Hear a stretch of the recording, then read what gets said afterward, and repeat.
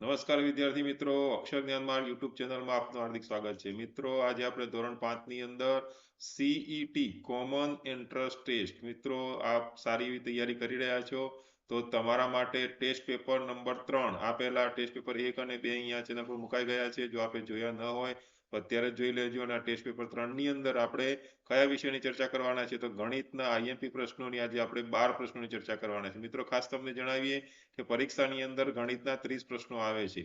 એમાં ખૂબ જ આઈએમપી પ્રશ્નોનો ટેસ્ટ એટલે કે 12 પ્રશ્નોનો ટેસ્ટ આપણે આજે લેવાના છે. મિત્રો, ખાસ તમને જણાવીએ કે આપ નવા હો તો અત્યારે ચેનલને સબસ્ક્રાઇબ કરી દેશો, બેલ નોટિફિકેશન ઓન કરી દેશો એટલે આ જ પ્રકારના ટેસ્ટ પેપર આ ચેનલ પર આપણને સરળતાથી પ્રાપ્ત થઈ જાય અને સીઈટીમાં તમે સારો એવો સ્કોર કરી શકો. પ્રથમ પ્રશ્નની શરૂઆત કરીએ મિત્રો.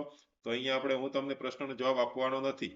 અહીંયા જે પ્રશ્ન 1 અને પ્રશ્ન 2 છે એ તમારે જોવાના છે. નોટ અને પેન લઈ લો મિત્રો, અને 1 થી 12 નંબર આપી દો. 1 નો જે જવાબ આવતો હોય એ રીતે, 2 નંબરનો જે જવાબ આવતો હોય એ રીતે, 10 થી 11 અને 12 એવા 12 નંબર તમે આપો અને દરેક પ્રશ્ન જોતા જાઓ અને એ પ્રમાણે તમારે ABCD પ્રમાણે જવાબ આપવાનો છે. મિત્રો, વિડીયો આડો રાખો અને એને પુશ કરી દો જેથી તમે પ્રશ્ન બરાબર વાંચી શકો અને એના જવાબ પણ જોઈ શકો, ઓપ્શન જોઈ શકો અને જવાબ સુધી તમે પહોંચી શકો.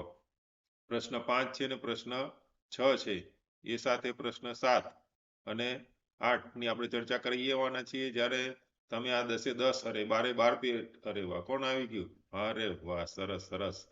ખૂબ જ લાંબી છલાંગો મારતા મારતા તમારા મિત્ર આવી ગયા છે.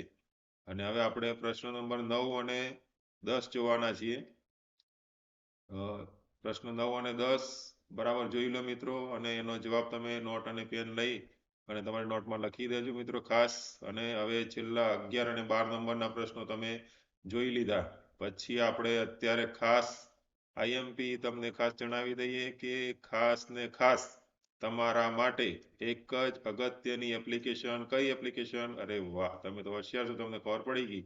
ગાઈડ એપ્લિકેશન, જે 3 થી 10 ધોરણના બધા જ બાળકો માટે ખૂબ જ એક બ્રહ્માસ્ત્ર કહેવાય કે જેના થકી આપ ગમે તેવો જંગ જીતી શકો.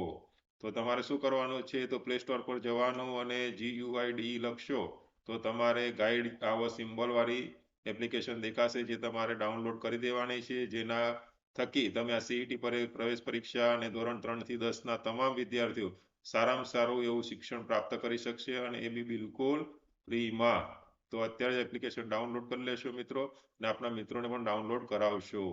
હવે આપણે પ્રથમ પ્રશ્નની શરૂઆત કરીએ. અહીંયા જે આકૃતિ આપેલી છે એ આપેલ આકૃતિમાં કેટલા કાટકોણ છે? તો મિત્રો, અહીંયા જે આકૃતિ આપેલી છે બંધ આકૃતિ છે. એના બહારના ભાગના જે ખૂણા પડે છે આપણે ગણવાના છે. એમાં કેટલા કાટખૂણા છે? બરાબર ને મિત્રો, તમને ખબર પડી જ ગઈ હશે કેટલા આવશે. તો 4 કાટખૂણા આવશે. આ પ્રશ્ન નંબર 2 જોઈએ.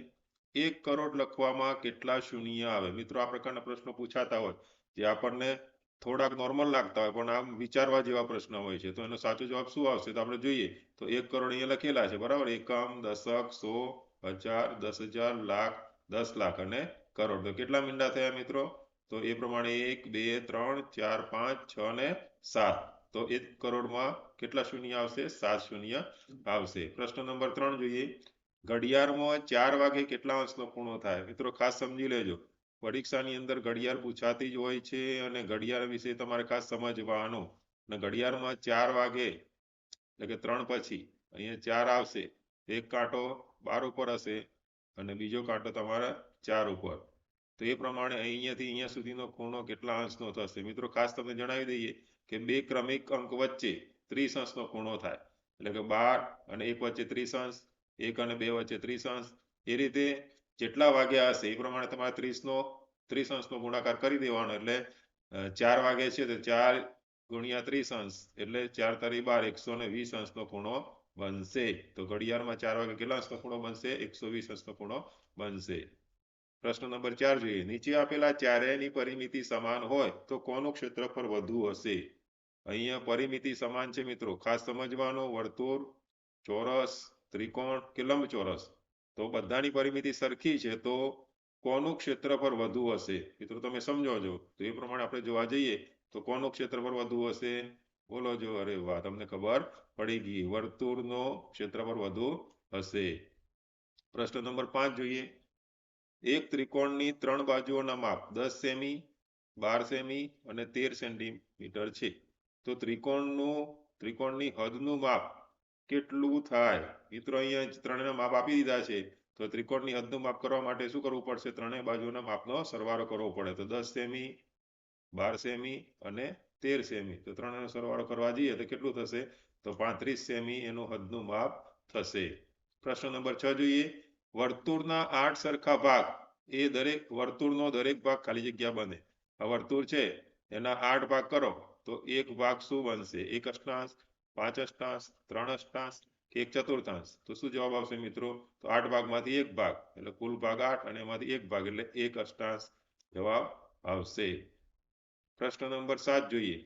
1000 મિલીલીટર પાણીના 20 રૂપિયા હોય તો 5 લીટર પાણીના કેટલા રૂપિયા થાય? હવે 1000 મિલીલીટર એટલે કેટલા લીટર થશે મિત્રો? તો 1 લીટર. તો 1 લીટરના કેટલા રૂપિયા છે? 20 રૂપિયા. બરાબર. આપણે કેટલા લીટરના પૈસા વધવાના છે? તો 5 લીટરના. તો 1 લીટરના 20 રૂપિયા. તો 5 લીટર કેટલા થશે મિત્રો? તમને ખબર પડી જ ગઈ હશે. તો 20 ગુણ્યા 5 બરાબર કેટલા થશે? 100 રૂપિયા થશે. તો બી જવાબ આપણો સાચો આવશે. પ્રશ્ન નંબર 8 જોઈએ. 50 પૈસા એ 1 રૂપિયાનો કેટલામો ભાગ છે? 50 પૈસા છે 1 રૂપિયાનો કેટલામો ભાગ છે? તો અહીંયા 50 પૈસા આપણે લખીએ. 1 રૂપિયો એટલે કેટલા પૈસા થશે? 100 પૈસા. તો કેટલામો ભાગ થશે? અહીંયા આપણે શૂન્ય શૂન્ય જશે અને 5 દૂને 10. ઉપર કાંઈ ના વધે એટલે 1 અને નીચે 1/2 એટલે અડધો ભાગ કહેવાશે. તો એ જવાબ સાચો આવશે. પ્રશ્ન નંબર 9 જોઈએ.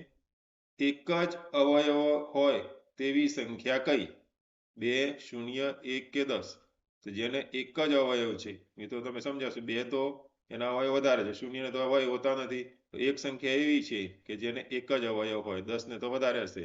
તો સાચો જવાબ આવશે સી 1. એક સંખ્યા એવી છે કે જેને એક જ અવયવ હોય છે. પ્રશ્ન નંબર 10 જોઈએ. નીચેના પૈકી કોણ 52 નો અવયવ નથી? 52 નો અવયવ નથી. હવે 1 તો દરેક સંખ્યાનો અવયવ છે. 2 તો 52 છે આપણે સમજીએ. તો એકમનો અંક 2 છે એટલે બેકી સંખ્યા એટલે 2 વડે ભાગી શકાય એટલે 2 નો અવયવ છે. હવે 3 જોઈએ અને 13 જોઈએ. તો 13 આપણે સમજી લઈએ. 13 ના ઘડિયામાં 52 આવશે. 13 ચોક 52 એટલે 13 છે. તો 3 છે કે નહીં તો સમજી લે. તો 3 ની ચાવી શું થશે? તો 3 અંકોનો સરવાળો 3 નો અવયવ એટલે કે 5 + 2 એટલે કેટલા થાય? 5 ને 2 7. તો 3 નો અવયવી એ 7 નથી. બરાબર. તો એ પ્રમાણે 52 છે એનો અવયવ કોણ નથી? તો 3 છે. 52 નો અવયવ નથી. એટલે સાચો જવાબ આવશે 3. પ્રશ્ન નંબર 11 જોઈએ. 4 અંકની સૌથી નાની સંખ્યામાંથી 2 અંકની સૌથી નાની સંખ્યા બાદ કરતા શું મળે? મિત્રો પરીક્ષામાં ખાસ સમજજો. વાંચવાનો પ્રશ્ન અને પછી એને વિચારવાનો અને ગણવાનો. 4 અંકની સૌથી નાની સંખ્યા તો 1000 અને એમાંથી 2 અંકની સૌથી નાની સંખ્યા 2 અંકની નાની સંખ્યા 10. બંને બાદબાકી કરીએ તો 1000 માંથી 10 બાદ થશે તો કેટલો જવાબ આવશે? 990 જવાબ આવશે. તો એ જવાબ આવશે 990. અને હવે છેલ્લો પ્રશ્ન મિત્રો. 36 એ નીચેના પૈકી કઈ સંખ્યાઓનો ગુણક નથી? 36 છે નીચેના કઈ સંખ્યાઓનો ગુણક નથી? 3 × 3 × 4, 6 × 2 × 3, 4 × 3 × 3 અને 5 × 2 × 6. અહીંયા આપણે 36 તો 3 તરી 9, 9 ચોક 36, 6 દુ 12, 12 તરી 36, 4 તરી 12, 12 તરી 36, 5 દુ 10 અને 10 છક 60 એટલે આ 60 એટલે આ ગુણક નથી. સાચો જવાબ શું આવશે? ડી જવાબ આવશે. મિત્રો ડુગ્ગુભાઈ આવી ગયા. શું કહે છે ખરા? સમજી ગયા? અરે વાહ, તમને ખબર પડી ગઈ કે આજે તમારે ટેસ્ટમાં કેટલા સાચા પડ્યા છે તે તમારે ક્યાં જણાવવાનું છે? કોમેન્ટમાં જણાવવાનું છે. ને હવે પછી આપણે 3 ટેસ્ટ પેપરની ચર્ચા થઈ. હવે આપણે ટેસ્ટ પેપર નંબર 4 માં મળવાના છીએ. ત્યાં સુધી શું કરશો મિત્રો? તો અત્યારે જ ચેનલ સબસ્ક્રાઇબ કરો અને બેલ નોટિફિકેશન ઓન કરી દો અને આપના મિત્રોને આ બને એટલો વધુમાં વધુ વિડીયો શેર કરશો. ત્યાં સુધી ટાટા ને બાય બાય.